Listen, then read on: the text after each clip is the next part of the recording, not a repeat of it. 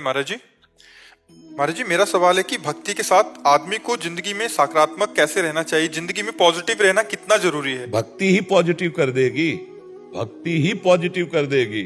अभक्त कभी पॉजिटिव हो ही नहीं सकता, वो अपने आप का नाश करता रहता है।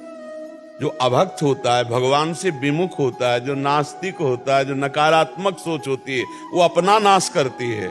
दूसरे का नाश तो करती है, वो अपना नाश करती है। भक्ति ही सकारात्मक सोच है। ऐसा आप कह सकते हैं कि सकारात्मक सोच को ही भक्ति कहते हैं, या भक्ति का परिणाम ही सकारात्मक सोच है। आप इन दोनों को अलग करके ना देखिए। सकारात्मक सोच ही भक्ति का फल है, या भक्ति ही सकारात्मक सोच है, आप ऐसा समझ लीजिए। तो सकारात्मक सोच अगर लौकिक भोगों की मांग है, लौकिक भोगों की तरफ हम अधर्म पूर्वक बढ़ रहे हैं, तो भक्ति नहीं है। भक्त तो वो है जो धर्म पूर्वक विषयों का सेवन करता है। भक्त वो है जो धर्म पूर्वक चिंतन करता है, धर्म पूर्वक आचरण करता है, धर्म पूर्वक बोलता है, धर्म पूर्वक देखता है, उसका हर चेष्टा धर्म पूर्वक होता है, वो भक्त होता है। और वो सकारात्मक होता है, वो पॉजिटिव ही चिंतन होगा, अपना और दूसरों का भी पॉजिटिव चिंतन होगा। और नकारात्मक सोच अभक्त भगवत विमुख के हृदय में आती रहती है, वो दूसरों की भी हानि करेगा और खुद की हानि भी करेगा। वासनात्मक खेल, नाना प्रकार के अधर्माचरण, ये सब नकारात्मक सोच में ही प्रकट होते हैं। क्यों?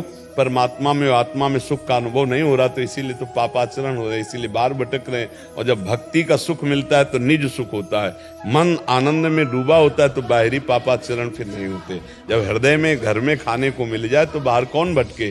जब हृदय में आनंद मिल जाए तो बाहर क्यों भटके?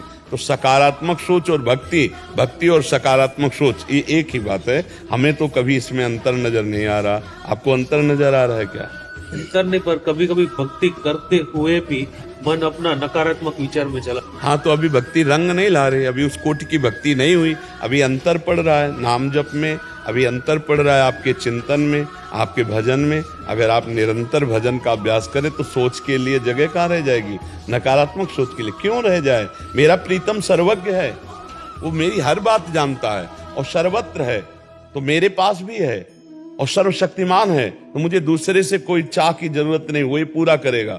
वो सर्वज्ञ है, सर्वत्र है, सर्वशक्तिमान है, फिर मुझे क्या चिंता करना? फिर मुझे क्या अपनी सोच करना? हमारे सामने जो कर्तव्य उसका हम पालन करते हैं, परिणाम महामंगल में होगा, हमें चिंता नहीं करनी। जब आप उसको भूल जाते हैं तब आप सोच में उतरते हैं, और जब आप सोच में उतरेंगे तो आपकी सोच तो नकारात्मक ले ही जाएगी। जैसे पानी को कहीं भी छोड़ो वो नीचे ही जाएगा, अगर उसे ऊपर चढ़ाना है तो यंत्र की जरूरत है। अगर आपकी सोच को ऊपर ऊर्ध्वगामी भगवत भाव में करना है तो मंत्र की जरूरत है।